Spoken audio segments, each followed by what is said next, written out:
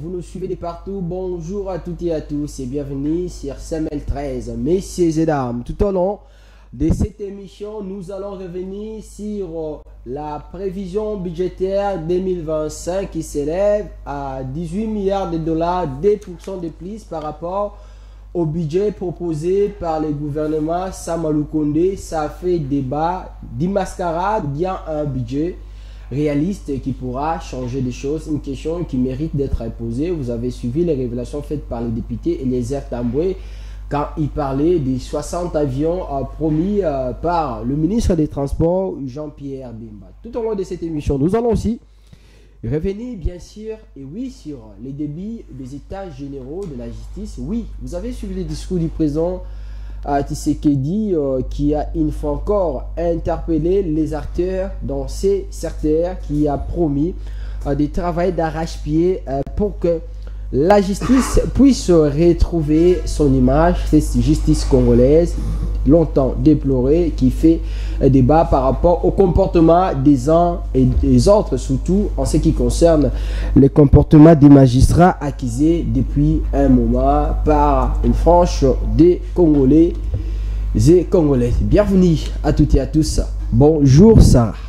Bonjour Daniel Roland-Lai, bonjour à nos fidèles internautes, ceux qui ne cessent de renouveler leur confiance en regardant cette émission. Et bonjour également et bienvenue à notre invité du jour, Maître Winer. Alors, Maître Winer, Kakorongo, réel plaisir une fois encore de vous retrouver sur ce plateau. Je rappelle que vous êtes cadre de l'IDPS Tshisekedi. Bonjour. Bonjour, messieurs les journalistes. Bonjour, madame. Bonjour. Et bonjour à nos téléspectateurs. Mais ils vont me comprendre, je suis un tout petit peu malade. Je pense qu'avec Dieu, ils vont nous donner de la force pour qu'on termine l'émission en beauté. Alors, comme d'habitude, on ne peut pas commencer cette émission sans avoir les nouvelles de votre parti politique, l'IDPS, de Augustin Kabouya et les secrétaires. Comment se porte l'IDPS? Ouais, secrétaire général de l'IDPS et le président Aïe de l'IDPS se comportent très bien. Les combattants et les combattantes, tous ensemble, je pense qu'ils sont unanimes que notre RDC de demain serait meilleur qu'aujourd'hui. Je suis en train de croire encore une fois de plus que l'IDPS est tellement en forme. Tous les chuchotements que vous avez dit à écouter de gauche à droite, Kabouya l'a mis fin parce que c'est lui qui en avait la responsabilité de mettre fin à ces problèmes. Alors, on peut affirmer aujourd'hui qu'il y a maintenant la solidarité. Tous les enfants de l'IDPS parlent le même langage pour le moment. La solidarité existe toujours à l'IDPS, mais ce qui est différent est que la démocratie règne en pleine couture à l'IDPS. C'est chacun a son opinion et je pense qu'on ne va pas interdire les uns les autres de penser selon sa manière. Et c'est que sûr est que le bloc qu'a laissé Sphinx délimité continue toujours à être impact. Et vous ne changez pas votre manière de réfléchir jusque-là. Changement de la Constitution. Non, mais ça, est-ce que ces derniers temps, l'idée n'a pas changé? Non, ça c'est l'évidence, parce que la population congolaise attend que ça. Nous attendons tout ce qui est changement de la Constitution pour l'évolution saine de notre République. Ça, il n'y a pas de débat. Je pense que nos compatriotes nous ont écoutés. Nous avons parlé largement et on ne cessera pas de parler. La Constitution de la République ne permet pas à nos compatriotes d'être à l'aise dans leur pays. Alors, Maître Winer, avant de parler du budget et les états généraux de la justice, le président Tshisekedi, l'autre fois, il était allé en Ouganda. L'Ouganda, aujourd'hui, qui est aussi accusé comme le Rwanda en ce qui concerne les massacres dans l'Est de la République démocratique du Congo. Le gouvernement congolais a toujours cité sans regret ni remords le Rwanda, sans pourtant indexer l'Ouganda. Mais plusieurs rapports des Nations Unies parlent de l'Ouganda.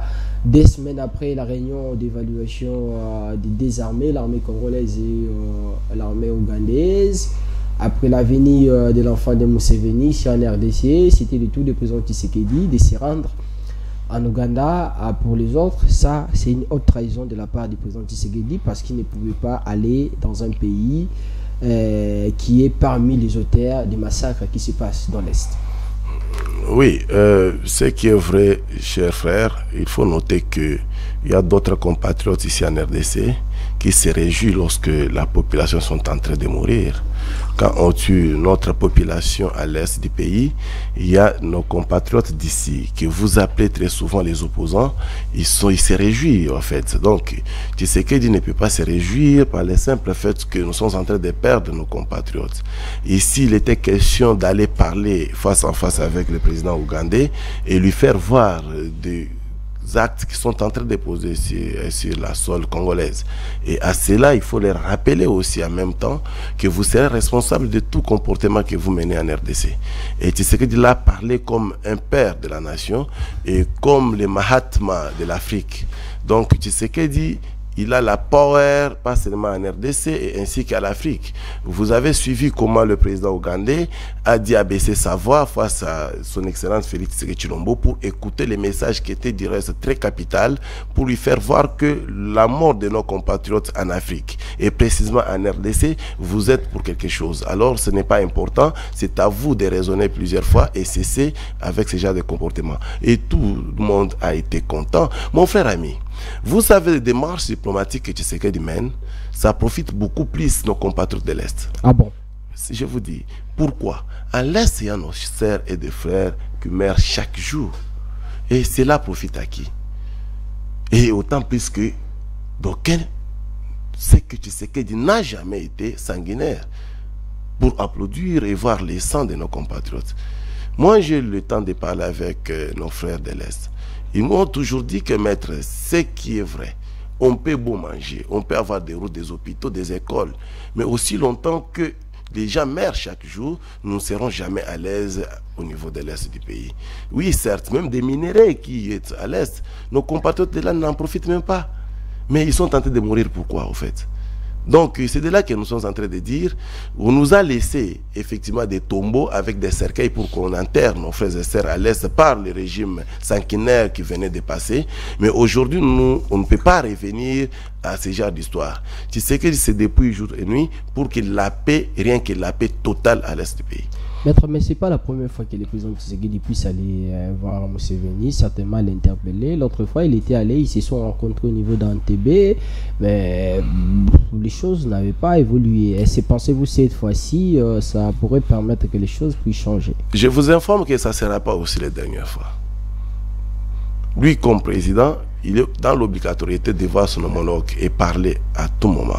Il faut que le dialogue soit permanent pour que la solution ferme soit trouvée. Il doit aller aussi au Rwanda. Pourquoi pas? Si jamais le Rwanda comprend que c'est nous le vrai tueur de la population congolaise, que c'est nous les criminels qui ont formé d'autres criminels assis ici dans la ville-province de Kinshasa, vous allez se souvenir des propos de M. Mbosso. C'est tous les criminels qui montent, descendent ici en RDC et précisément à Kinshasa. Ce sont des criminels formés par M. Kagame. Et à cela, si Kagame se décide aujourd'hui de ne pas s'impliquer dans des histoires qui n'arrangent pas la vie de nos compatriotes, moi je ne trouve pas l'inconvénient de voir Kagame en train de parler avec son homologue Félix Tshisekedi Tshilombo. Il y a le ministre rwandais des Affaires étrangères qui est à Goma. Est-ce que c'est normal? Je n'ai pas cette information.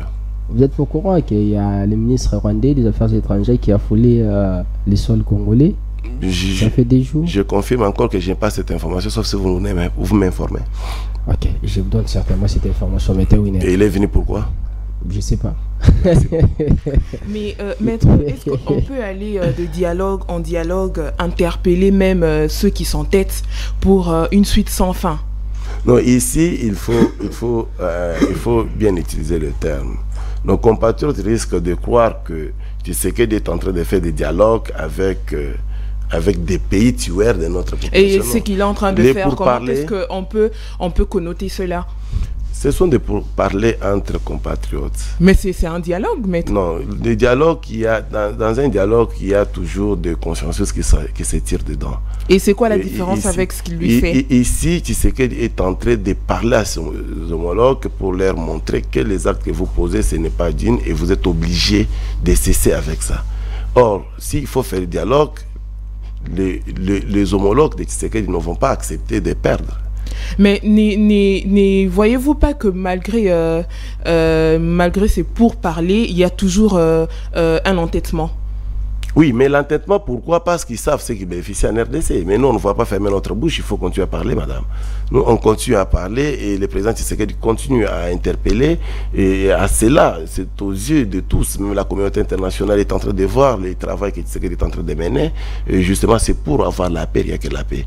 Je venais de vous dire tantôt que Tshisekedi sans la paix, il ne sera pas à l'aise dans sa peau. Parce que c'est un homme qui aime beaucoup être à l'aise, qui n'aime pas voir des sangs couler, qui n'aime pas voir les compatriotes souffrir. C'est ça le caractéristique qui caractérise M. Tshisekedi. Et au regard de tout ça, comment se fait-il que présentement, il n'y a que la question sur la Constitution qui prime? Oui, là, on vient encore sur la Constitution parce que je venais Mais parce qu'on a, excusez-moi, on a comme l'impression que c'est ce qui est prioritaire dans ce pays depuis que le président Tshisekedi a commencé ce deuxième mandat. On a comme l'impression qu'il n'y a que ça qui prime. Ce qui prime, c'est la Constitution? Oui, oui, les changements de la Constitution, modifications et autres. Non, pour les grands, quand je dis les grands, je ne vise pas les bambins, ou soit les petits qui viennent de naître. Pour les grands, ils savent très bien qu'en 2005, l'IDPS avait refusé totalement cette constitution pour que notre compatriote n'aille pas les voter au référendum. Et ce n'était pas pour la mauvaise foi. C'était parce que l'IDPS avait fait la lecture minutieux pour comprendre que réellement, la constitution de la République qu'on veut mettre à la disposition de notre peuple ne vale pas, donc ne va pas tenir par rapport à notre vie socio-culturelle. Et à cela, l'IDPS avait en même temps dit, parce qu'on a imposé à notre peuple cette constitution, on n'a pas le choix, nous sommes obligés de s'incliner parce que la démocratie, à l'IDPS, c'est là où la démocratie règne. Là-bas, la démocratie règne. Nous nous sommes dit, voilà, parce qu'ils ont fait le forcing, et on pouvait comprendre et on marche avec la Constitution en question. Et moi, je ne vois pas que cela, c'est toute une faute. Mais maintenant, parce que l'IDPS est au pouvoir, il faut donner au peuple le fruit qui est le meilleur pour qu'il en consomme. L'État d'aujourd'hui et l'État de demain nous appartient, nous les Congolais. C'est aux Congolais d'en décider et je suis persuadé que tous les peuples congolais, partout où ils sont, et tous les speeches que j'ai fait par-ci, par-là, je reçois toujours des félicitations et je crois que la population ne va pas nous laisser. La population va accompagner effectivement l'idée de maître Winer que je suis, et relié par son excellence Félix Tshisekedi Tshilombo et adopté par l'ensemble de la République. Qui vous félicite. Merci beaucoup. J'accepte aussi vos félicitations. Là, Sarah relance encore les débats sur la Constitution. Au moment où vous parlez avec Sarah, moi, je me suis souvenu d'un article qui est dans cette Constitution que maître Winer souhaite qu'on puisse la changer. Un article, certainement, vous demandez qu'on puisse changer cette constitution, mais il y a des articles ici à l'intérieur dont le gouvernement n'arrive pas à mettre en application. Par exemple, l'article 181 qui parle de la Caisse nationale de péréquation. Oui, mais c'est ce que nous disons. Lorsqu'on parle du changement de la Constitution, cela ne voudra pas dire qu'on va virer tous les articles de la Constitution. Ça, c'est de un. C'est de là qu'on est en train de mentir à notre peuple. Dans la Constitution que vous tenez en main, il y a des dispositions légales qui datent depuis 1960, qui sont reprises là-bas. Mais c'est normal, non? Oui. C'est anormal, maître. Donc, c'est ce que je dis que c'est normal. Ouais. Je suis en train de voir... de compléter tout simplement ce que vous venez de dire. Je vous dis, lorsqu'on parle du changement de la Constitution, cela ne veut pas dire que dans la Constitution, on va éléguer tous les articles. Non. Il y a d'autres articles qui vont revenir. Parce que depuis 1960, lors de l'indépendance de la République démocratique du Congo, la Constitution actuelle du 18 février 2006, et lorsque vous allez les lire, vous allez constater qu'il y a d'autres articles, d'autres dispositions qui reviennent, dont des dispositions tirées de la loi fondamentale ainsi que de la loi de la Constitution de Louabourg. Maintenant, à ce qui concerne la question que vous voulez me poser, vous me posez tout de suite des péréquations, la caisse de péréquation, que le gouvernement devrait mettre en application. Je vous dis oui, mais écoutez, la Constitution date de quand? La Constitution date de 2006 et jusqu'à aujourd'hui, on compte plus ou moins 18 ans, si je m'abuse. Et pendant 18 ans, qu'est-ce qui avait empêché que la Constitution dans son ensemble, qu'on les met en application? Qu'est-ce qui a empêché aussi que pendant les 6 ans, qu'on puisse mettre en application la Constitution dans son ensemble? Non, moi je ne suis pas là. Okay. On ne peut pas prendre même des dispositions qui n'est pas viable pour consommer dans la société et les mettre toujours à la disposition des peuples. Ça, c'est compliqué. Si tel est le cas, on peut prendre aussi l'article 217, on les met en application. on cède notre terre, c'est fini, au détriment de l'Afrique. Mais pourquoi on ne les met pas en application? C'est pour ne pas tuer en clobo notre République qui est le beau pays. Alors, sortons d'abord cette histoire des changements, de la modification de la Constitution pour parler du budget.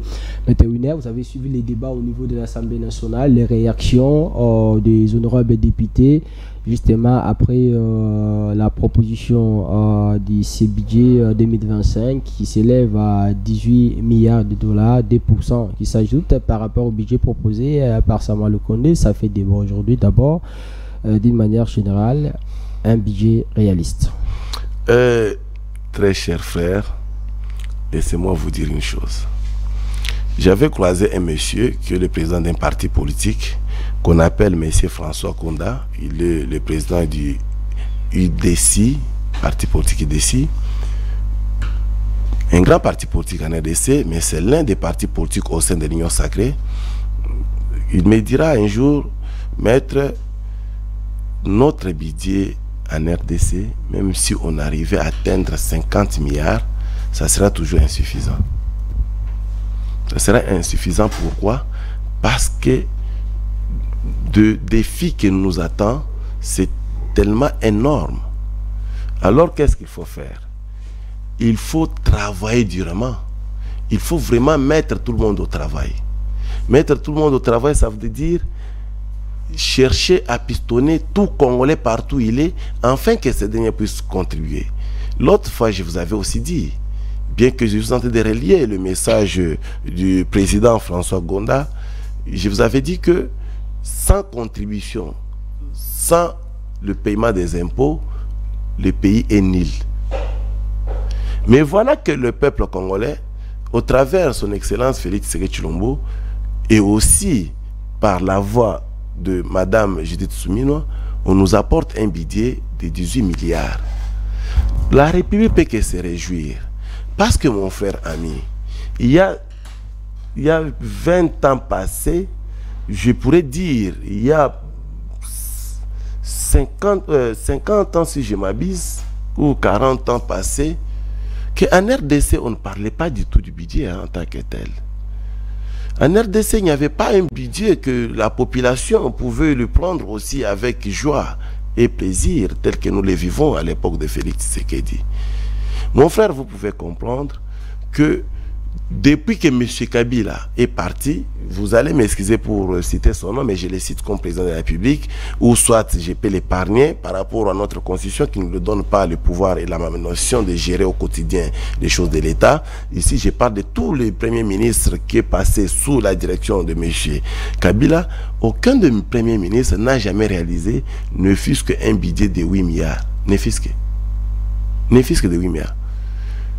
Tous se sont limités dans les 4 milliards, 3 milliards 500. Mais quand aujourd'hui, Tshisekedi vient avec cette audace, ensemble avec son gouvernement bien sûr, parce que la population aime qu'on parle de Tshisekedi alors qu'il n'est pas responsable d'une manière constitutionnelle. Mais nous les citons quand même, c'est abusivement, mais laissez que la population nous comprenne dans ce sens. Le gouvernement prend l'audace de nous proposer un budget de 18 milliards. C'est vraiment une chose qui démontre en réalité qu'il y a la bonne foi manifeste de bien faire. Et à cela, parce que le budget, c'est simple provision, et nous sommes obligés de travailler, moi et vous, pour que la somme projetée soit réellement effective. Alors vous dites que même avec 50 milliards, on ne peut pas tout régler. Vous dites même que les défis qui nous attendent sont tellement énormes. Exact. Tel que dit, alors on en a relevé déjà combien? Parmi les défis? Oui. Oui, ce qui est vrai, il y a plusieurs des cas qu'on a déjà trouvé solution. On a trouvé des solutions par rapport aux enfants qui partent à l'école, bien que présentement les enseignants sont en grève. Et avec ça, vous dites que c'est un défi réussi? Ce n'est pas un défi. Bon, si c'est pour vous, ce n'est pas un défi. Bon, moi, peut-être que vous n'avez pas les enfants, mesdames, excusez-moi pour les termes.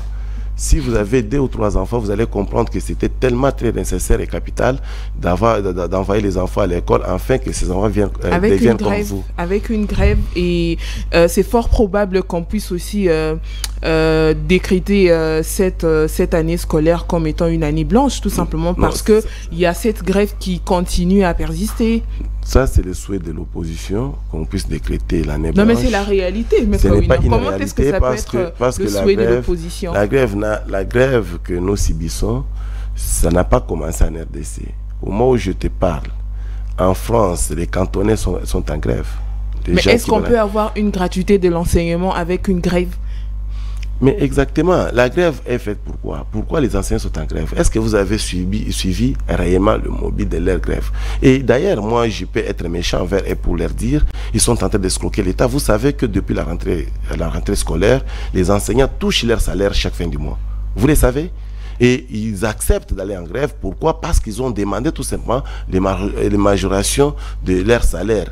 Qui du reste, moi je suis content d'ailleurs, pour qu'on puisse majorer leur salaire. Mais vous acceptez dans ces conditions d'aller en grève et sacrifier les enfants, et en même temps vous touchez l'argent de l'État chaque fin. Mais alors, la gratuité de l'enseignement en question ne concerne que les enfants, soit les professeurs, enfin les enseignants et les élèves aussi. La gratuité d'enseignement, c'est pour les enfants, c'est pour les écoliers, c'est pour les étudiants, c'est pour. Mais les enseignants sont des travailleurs de l'État que l'État paye chaque fin du mois. L'État leur paye. Mais lorsqu'ils réclament des montants gorias à l'État, c'est qui est normal, madame. Moi, même si un enseignant demande à l'État $2000 par mois, moi je serai toujours content. J'aimerais voir notre enseignant en bonne santé, j'aimerais voir notre enseignant en route carrosse, j'aimerais voir notre enseignant vraiment avec beaucoup de sourires.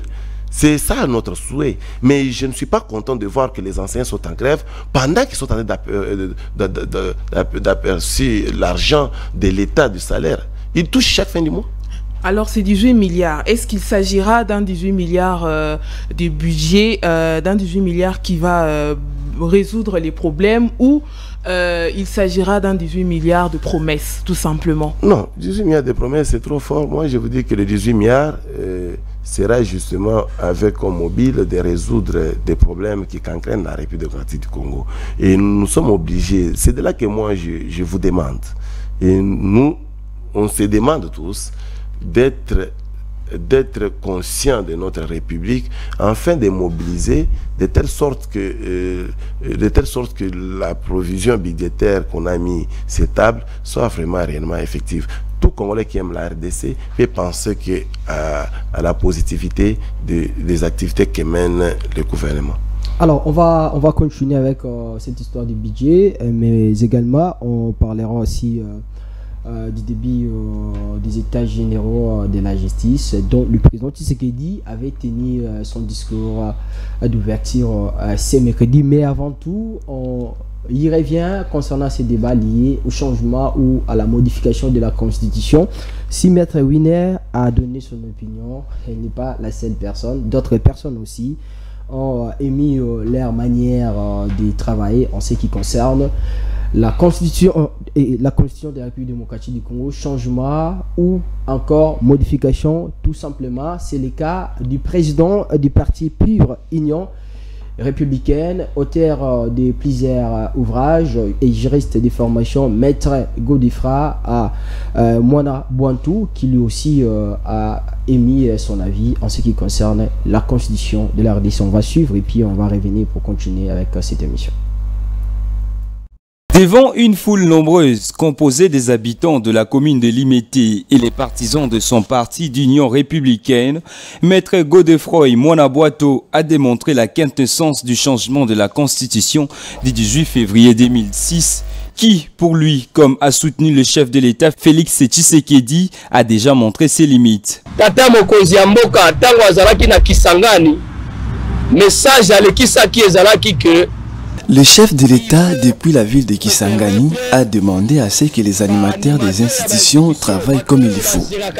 Plusieurs exemples des articles de la Constitution empêchent cela. Par exemple, quand un président quitte le pouvoir, il reste sénateur à vie et est payé avec un montant exorbitant. Cela ne bénéficie pas à la population. Il y a plusieurs exemples que vous savez mieux que moi. Après la communication de ces notables de la municipalité de Limete, Godefroy et Mwanaboato, s'en est suivi le jeu de questions et réponses posées par la population qui est venue écouter cette question qui divise la classe politique RD congolaise. La population de Limete s'est dit être éclairée de la nécessité d'avoir une nouvelle loi fondamentale adoptée à la situation actuelle du pays. Ce que moi j'ai retenu, il faudrait réviser, passer à la révision de cette constitution. Et il a soulevé le cas des tests qui réglementent les services publics de l'État. Ça ne répond pas au critérium de la population de basse classe. Il a parlé aussi sur les élections des bourgmestres à souffrance et des bourgmestres à souffrance jusqu'à aujourd'hui. Il a essayé aussi d'épingler de différentes dispositions constitutionnelles qui bloquent le développement de ces pays. À travers cette action, Godefroy Mwanaboato dit réitérer son soutien indéfectible au chef de l'État Félix-Antoine Tshisekedi Tshilombo. Ce dernier a annoncé il y a une semaine à Kisangani la mise en place d'une commission disciplinaire d'ici 2025 pour rédiger une nouvelle constitution. Maître Winer, vous avez suivi cette intervention de Maître Godefroy Mwanaboato qui lui dit même que certaines dispositions de la constitution congolaise ne répondent pas aux attentes, aux critériums, justement, ce qui concerne même le recrutement des Congolais dans des différentes entreprises ici, surtout publiques. Oui, il n'a pas tort. Il n'a pas tort, il doit avoir raison. J'estime qu'il m'aurait suivi un jour peut-être. Ce sont des histoires que je dis chaque jour et je les mets à la place publique pour que les autres leaders tels que Godefroy prennent ça pour propager. Et ça c'est une bonne chose. Moi, je suis très fier de voir ça. Ok, maintenant, on y revient. Cette histoire du budget, on nous a promis 60 avions.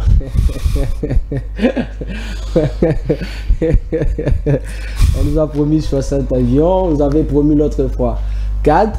Jusqu'à là, on n'a vu aucun de ces avions qui sont venus. Congo-Heureuse, la société de l'État est passée par cette période de crise sans avions. 60 avions aujourd'hui, est-ce que c'est une promesse qui peut se réaliser? Cette fois-ci, il faut croire. Eh oui, merci beaucoup pour votre question. Mais j'aimerais d'abord m'adresser à la classe politique congolaise, toutes tendances confondues. Ça ne sert à rien de chercher à vilipender les hommes d'État tels que Jean-Pierre Mbemba, ainsi de suite. Hein? Ce sont des hommes d'État. En réalité, il y a ce qu'on appelle les erreurs matérielles existent. L'erreur matérielle, c'est quoi? Et l'erreur matérielle se commet quand? Il y a plusieurs formes que l'erreur matérielle peut se trouver dans un document. Par exemple, à la saisie, celui qui saisit, il est en train de voir qu'il est en train de saisir 6 avions, mais par maladroit, il se retrouve qu'il a saisi 60 avions. Et c'est pas normal, parce qu'un programme du gouvernement, ça doit être lu et puis relu à exactement, on peut lire et relire, mais l'erreur persiste. Mon cher ami, les erreurs n'appartiennent pas seulement aux Congolais. Les erreurs proviennent de là où nous avons appris à lire et à écrire. Ça veut dire ça, c'est une erreur? Je vous dis que c'est une erreur matérielle. Ah bon? C'est une erreur matérielle et pour moi, Jean-Pierre Mbemba projetait 6 avions. Et moi, j'ai parlé avec Jean-Pierre Mbemba. Ah bon? Ouais, moi j'ai parlé. 6 avions. Moi, j'ai parlé avec Jean-Pierre Mbemba. Pas 60. Jean-Pierre Mbemba avait prévu 6 avions pour cette année qui commence. Et l'année prochaine, ça sera l'année 2026. Il va encore en ajouter d'autres. Et l'année 2027, ainsi de suite. Maintenant, lorsque Eliezer Ntambwe trouve que dans un document présenté à l'Assemblée nationale, dans le document, dans la provision budgétaire, et il constate qu'on parle de 60 avions, moi, selon moi, je n'ai pas vu pourquoi il pouvait chercher à se taper du buzz inutile. Non, il n'a pas fait du buzz, il a fait que lire ce qu'on a écrit là-bas. Ce n'est pas aussi mauvais, mais seulement la manière dont il en a fait, c'était justement pour stimuler la population et faire voir à la population que voilà le gouvernement qui est en face de vous, ils font de ce soir sans tenir compte de la vie sociale que nous avons. Parce que mon frère, prenons l'exemple qu'il faut qu'on achète 60 avions. Donc on doit prendre tout l'argent, On va prendre tous les moyens de la République uniquement pour acheter des avions. C'est impossible pour un pays comme la RDC d'en acheter 60 dans une année. Non, il y a des histoires qui sont aussi impossibles. Vu notre moyen, vu notre façon de vivre. Comme celui-ci. C'est impossible. Mais on n'a pas de moyens. Nous, on n'a pas l'air de ça. Mais des pays comme des Éthiopies, ils les font comment? Les Éthiopiens ont 60 avions. La compagnie éthiopienne d'aviation a plus de 100 avions. Ah bon? Ouais, éthiopienne, c'est plus de 100. Plus de 100? Oui. Ah, vous m'informez, mon frère ami. Je ferai aussi un tour à l'Éthiopie tel que vous l'avez fait pour constater et compter les avions. Moi, je n'ai pas fait un tour, mais c'est une réalité. Il y a des compagnies en Afrique. Vous avez appris par l'information. Mais oui, il y en a beaucoup. Même des petits pays. Mais écoutez, il ne faut pas confondre les choses. Il y a d'autres pays en Afrique qui vivent que d'un ou trois activités. Par exemple, l'Éthiopienne, c'est l'une des activités meilleures qui fait encaisser beaucoup d'argent dans la caisse de l'Éthiopie. Ça peut être le cas aussi pour la RDC. Exactement. Tout ça. Exactement. La RDC ne vous a jamais dit qu'elle s'appuie sur les minéraux. On n'a jamais dit ça. Mais la RDC s'appuie sur nos compatriotes que vous êtes. Mais Maître Winner, moi je me demande pourquoi est-ce que cela doit susciter autant de bruit. Vous ne trouvez pas que ces 60 avions pouvaient s'agir juste d'une prévision ou encore d'un dévi? Il n'y a que des gens qui ont des immatures politiques qui peuvent prendre cela et en faire un débat. Les immatures politiques, les gens qui ne sont pas mis en politique.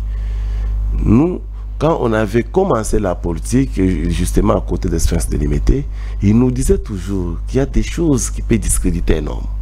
Il y a des choses qui peuvent discréditer un politique. À un moment, il ne faut pas en parler. Il faut parler ce qui va mieux et ce qui va dans l'avantage de la population congolaise. Parce que c'est prouvé noir sur blanc qu'il est pratiquement impossible d'avoir 60 avions pour une année seulement. C'est pratiquement impossible, ça c'est connu. Mais comment vous voulez pousser Maître Winner, que je suis dépassé dans votre micro, et surtout à la Saint 13, de confirmer des histoires qui ne sera pas réalisables? Donc moi je ne les ferai pas. Est-ce que c'était une façon pour M. Eliezer Tamboué de ridiculiser M. Jean-Pierre Bemba? S'il en a fait avec cette intention-là, tant pis pour lui. Mais je pense que Jean-Pierre Bemba c'est un politicien, c'est un grand politicien, un politicien assis. Bon. Eliezer Tamboué vient d'être politicien en 2018, bien avant il était journaliste.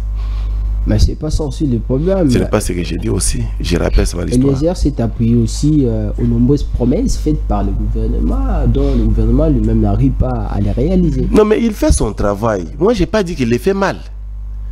Moi, j'ai beaucoup d'estime envers Eliezer Tamboué. Je ne dis pas que ce qu'il est en train de faire, il les fait mal, non. Il les fait très bien. Mais seulement en faisant très bien, n'outrepassez pas. Lorsque vous voulez outrepasser, vous risquerez de tomber dans un niveau. Hein. Alors, Maître Winner, on parle des états généraux de la justice. On va revenir sur les dépassements budgétaires. Les discours tenus par le président Tshisekedi qui donnent une impression d'être un discours très menaçant envers les magistrats au vu des actes posés par les uns et autres. Lui qui a promis de travailler d'arrache-pied en collaboration avec tous les acteurs concernés pour remettre la justice congolaise à son niveau et puis créer cette confiance entre les Congolais et puis leur justice.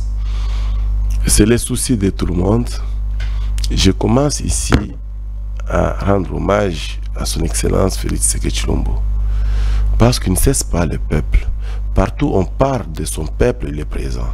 Et cela, ce n'est pas donné à tout le monde. Cela, ce n'est pas donné à tout le monde.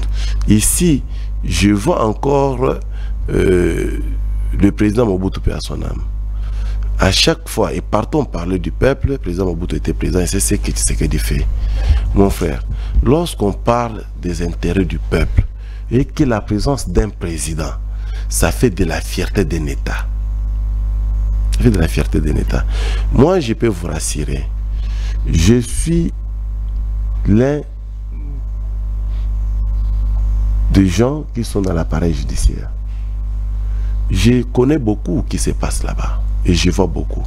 Et ce qui est vrai, nous sommes soumis à notre déontologie qui nous interdit de ne pas tout dire.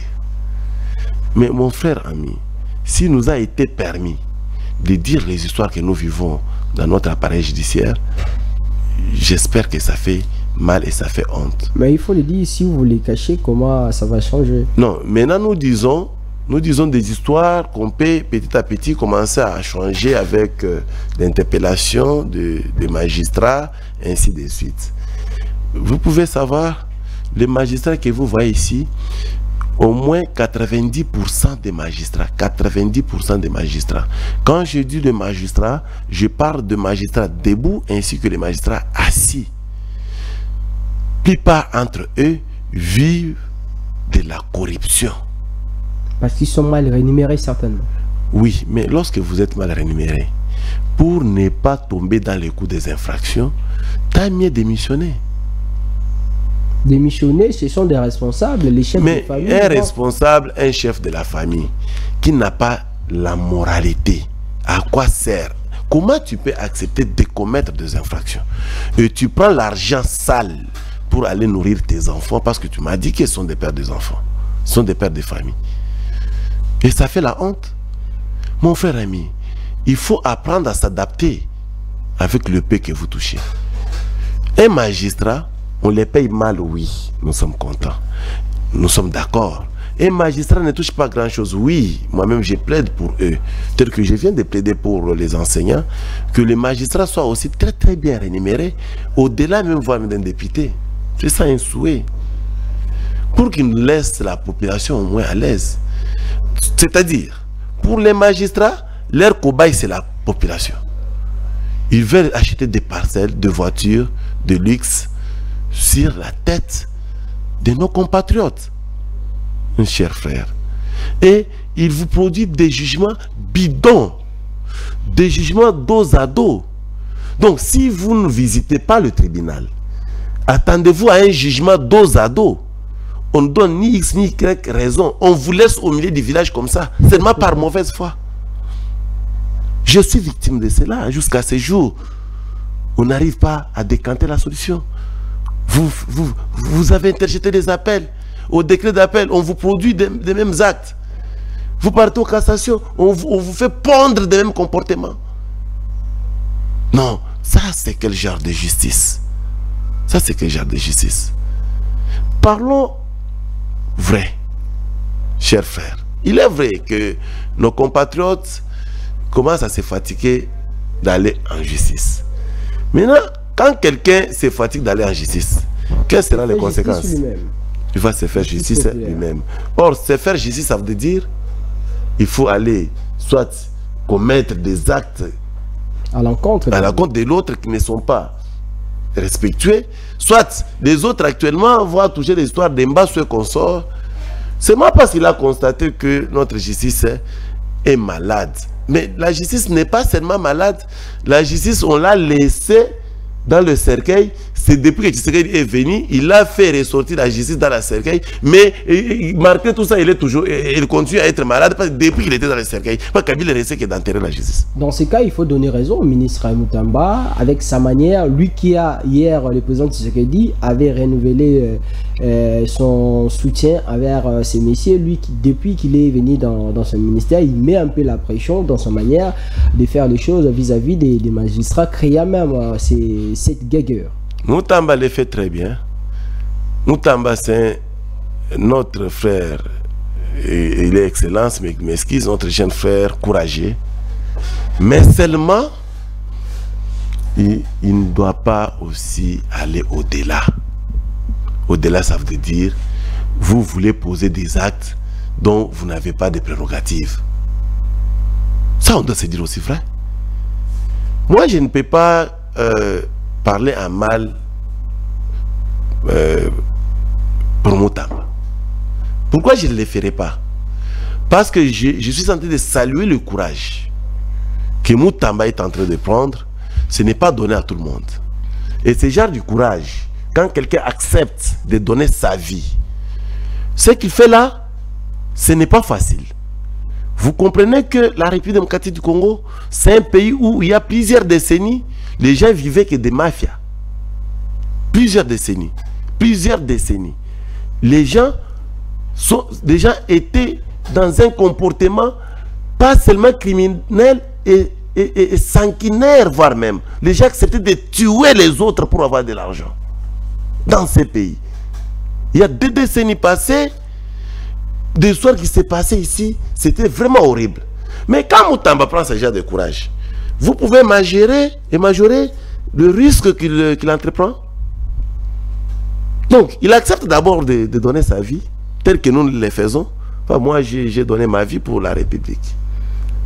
Et je me suis toujours dit que tant mieux mourir avec ma population que mourir sans population, tout en mentant notre peuple. Et à cela, je pense, Moutamba a compris l'idéologie. C'est ce chemin-là qu'il est. Alors, au regard de ce que M. Constant Moutamba fait pour sauver cette République et particulièrement la justice, est-ce que vous serez surpris de voir M. Constant Moutamba être le dauphin du président Tshisekedi en 2028? Non, mais pourquoi vous parlez de Constant Moutamba? Il n'est pas de l'IDPS. Le dauphin de Tshisekedi proviendra de l'IDPS. Je vous avais dit l'autre fois. Non, mais il peut aussi changer d'avis au regard des personnes qui travaillent mieux avec lui. Non, un parti politique a des principes. Qui va changer d'avis? Le président Tshisekedi n'est pas président par sa volonté personnelle, non. Il est président parce que la population, d'abord, au primaire, parce que l'IDPS l'a choisi, et la majorité populaire de notre peuple. Donc, si jamais il n'est plus, si jamais il termine ce deux mandats, bien sûr, s'il termine, il est obligé de revenir d'abord à l'IDPS. Il revient à l'IDPS, il fait les tables rases de ce qu'il a fait du pouvoir, et nous prenons cela pour les travailler et chercher comment conserver le pouvoir pour en faire encore plus. Mais je suis en train de voir qu'il nous met des défis terribles parce que ce qu'il fait, ça nous dépasse nous tous d'ailleurs, mais je pense que le défi sera relevé. Nous sommes là à l'IDPS, on ne peut pas les tirer quelqu'un dehors. Quelle est notre importance? Vous avez donc la foi de conserver toujours le pouvoir. Mais ça, c'est le devoir quelqu'un qui revient à un parti politique. Moi, je suis là. Comment vous pensez à Moutamba, vous pensez à XY pendant que nous sommes là à l'IDPS? Alors, on chute avec l'émission Meta Winner, mais quelques questions avant qu'on puisse, qu'on puisse citer. Vous avez suivi Vital Kamerhe, président de l'Assemblée nationale, qui est revenu sur les dépassements budgétaires en ce qui concerne même la rétrocession au niveau des différentes provinces. L'ancien gouverneur de Kinshasa en a déploré en tout moment que la ville ne recevait presque rien, alors que cet argent sortait.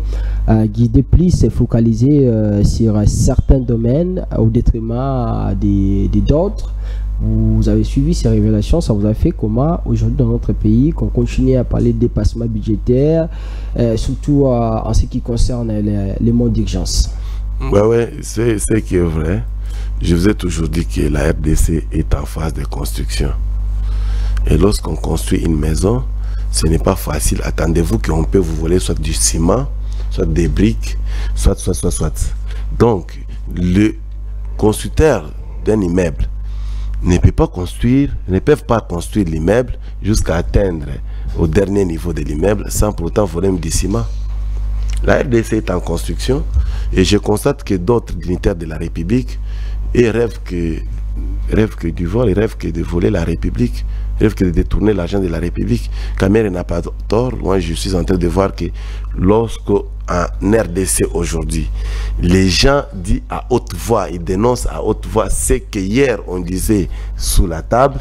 Moi, je trouve que la République démocratique du Congo est sur la bonne voie. Alors, Trump revient aujourd'hui. Vous pensez que son retour pourra changer quelque chose en ce qui concerne les relations diplomatiques entre les deux nations, mais aussi, surtout, en ce qui concerne cette guerre qui prévale dans l'Est? Je réitère aussi mes sincères félicitations à Donald Trump. J'associe mes félicitations à celui de son Excellence Félix Tshisekedi-Tshilombo, qu'il en a fait d'ailleurs trop tôt pour féliciter son homologue. Et nous sommes persuadés que l'Amérique, à la personne de Donald Trump, va encore rêver beaucoup. Et Trump n'est pas le président de la RDC. La RDC, nous sommes capables de trouver des solutions à nos problèmes. Mais parce que nous sommes des pays serres, parce que sur le plan diplomatique, nous avons toujours l'habitude de collaborer, j'estime mieux que Trump aura ses yeux braqués sur la République démocratique du Congo et voir aussi de loin comment on est en train de faire accroupir la population congolaise par des sanguinaires qui hier on les appelait les Kabila, les Kagame, ainsi de suite. Donc la solution sera trouvée par Tshisekedi et je pense que Trump va accompagner Tshisekedi dans sa vision. Alors M. Winer, vous concluez l'émission. Oui, je peux conclure cette émission pour vous dire que peuple congolais, vous devrez faire ou soit se souvenir, vous devrez se souvenir des propos qu'avait tenu Gelor Katendi, qu'on appelle le Seigneur, c'est un leader politique du Bandundu, qui nous avait dit l'autre fois que la population doit savoir se prendre en charge. Mais, chers journalistes, vous savez, à un moment, les histoires que les politiques disent, on doit les prendre aussi avec beaucoup d'importance et de considération. Quand Katendi Seigneur nous disait cela un jour, là, on était dans une salle de conférence au niveau de Kikwit. Je vous dis, les gens n'appréhendaient pas ce qu'il voulait dire au fond. Or, il voulait tout simplement pousser la population de travailler, de compter d'abord sur soi-même et après compter sur le gouvernement et sur la République. Parce que la République en soi, c'est l'homme. La République en soi, ce n'est pas les institutions. La République en soi, c'est les individus que nous sommes. Donc, ces messages-là m'avaient beaucoup étiqué et j'ai voulu les répéter ici pour fortifier notre peuple. Et vous allez m'excuser de saluer un député qui est trop dynamique. Lui, c'est Paki Nganini. L'autre fois, je vous avais dit que Paki Nganini a besoin de passer sur votre chaîne. Mais jusqu'à ce jour, je n'ai pas encore vu votre invitation parce que... Mais nous, on ne dit pas, on attendait que vous puissiez nous faire signe. Non, mais il faut lancer l'invitation. Il a besoin qu'il soit ici sur votre plateau. Parce que, mon frère ami, il est le seul député national en République démocratique du Congo qui, pendant la vacance judiciaire, lui, il était sur terrain avec ses électeurs. Mais un monsieur comme ça, il a plein d'amour avec ses électeurs, alors il ne passe pas trop aux médias. Il serait important, moi je lui avais dit clairement qu'il faut passer chez ces maîtresses pour que le peuple écoute ce que vous êtes en train de dire, écoute le message que vous donnez d'amour et c'est ce que nous saluons. Il n'est pas comme les autres. On est disponible, on en parle après l'émission ici avec vous, M. Winer. Ok, merci beaucoup. Je pense que Paki Nganini a écouté votre réponse. Merci, ça sera un plaisir pour nous aussi, on faisait l'émission avec lui. Merci à vous une fois encore d'avoir répondu favorablement à notre invitation et d'avoir répondu à toutes nos questions, M. Winer Kakoloro. Je rappelle que vous êtes cadre du parti IDPS, dont Augustin Kabouya est le secrétaire et le président. Exact, surtout que vous avez donné avec beaucoup de précision. Ça me va trop au cœur. Ok, merci. Merci Daniel, merci à vous, M. Winer, merci, et merci également au retardateur James Mouka. Alors, à demain, vendredi, pour le dernier numéro de cette émission. Que vive la République, vive la RDC. Restez-nous toujours fidèles.